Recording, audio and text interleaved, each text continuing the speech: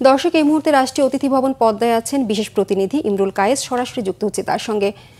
কায়েস, বৈঠকের সবশেষ কি খবর আছে আপনার কাছে, আমাদেরকে জানাবেন। ধন্যবাদ রোকসানা রেখা। আপনি দেখতে পাচ্ছেন যে এই মুহূর্তে আসলে গুড়ি গুড়ি বৃষ্টি হচ্ছে এবং এই বৃষ্টির মধ্যে আমরা গণমাধ্যম কর্মীরা রাষ্ট্রীয় অতিথি ভবন পদ্মার সামনে দাঁড়িয়ে আছি সংবাদ সংগ্রহের জন্য। বাংলাদেশ এবং পাকিস্তানের পররাষ্ট্র সচিব পর্যায়ে যে বৈঠক চলছে রাষ্ট্রীয় অতিথি ভবন পদ্মায়, সেই বৈঠকটি আশা করা হচ্ছে যে দুপুরে লাঞ্চের মধ্যে দিয়ে শেষ হবে এবং তারপরে বিকেলের দিকে পররাষ্ট্র সচিব একটি ব্রিফ করবেন, অর্থাৎ বাংলাদেশের পররাষ্ট্র সচিব মোহাম্মদ জসিমউদ্দিন তিনি ব্রিফ করবেন গণমাধ্যমকে যে কী কী বিষয় নিয়ে আলোচনা হয়েছে। তবে এখন পর্যন্ত আমরা যে বিষয়টি ধারণা করছি এবং বিভিন্ন জায়গা থেকে জানতে পারছি বিভিন্ন সূত্র মারফত, সেটি হচ্ছে যে দুই দেশের মধ্যে যে একটা অস্বাভাবিক সম্পর্ক ছিল, বাংলাদেশ এবং পাকিস্তানের মধ্যে যে একটা অস্বাভাবিক সম্পর্ক ছিল, রাজনৈতিক পর্যায়ে একদম যোগাযোগ বন্ধ ছিল গত 15 বছর, সেই বিষয়টি কীভাবে স্বাভাবিক করা যায়, রাজনৈতিক সম্পর্ক কীভাবে স্বাভাবিক করা যায়, সেই বিষয়টি আলোচনায় অগ্রাধিকার পাবে। এছাড়া বাণিজ্য, প্রতিরক্ষা সহ অন্যান্য বিষয়েও দুই দেশ আসলে সম্পর্ক বৃদ্ধি করতে চায়। আপনি জানেন যে একসময় পাকিস্তান এবং বাংলাদেশের মধ্যে সরাসরি বিমান যোগাযোগ ছিল, কিন্তু গত ফ্যাসিবাদী আমলে সেটি কিন্তু বন্ধ করে দেওয়া হয়েছিল।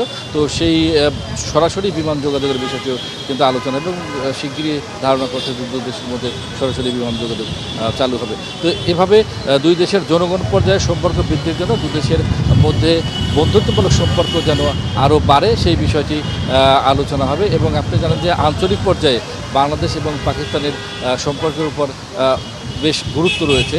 দুই দেশের বিভিন্ন ইস্যুতে কিন্তু আন্তর্জাতিক পর্যায়ে, আঞ্চলিক পর্যায়ে তাদের মধ্যে এক ধরনের ঐক্যমত দরকার, ভবিষ্যতে দুই দেশই যাতে সম্মতি লাভ করতে পারে সেজন্য। তো যেহেতু বৈঠক এখনও শেষ হয়নি, সেই জন্য আসলে কমপ্লিটলি বলা যাচ্ছে না যে কোন কোন বিষয়ে একেবারে গুরুত্ব দিয়ে আলোচনা করা হচ্ছে।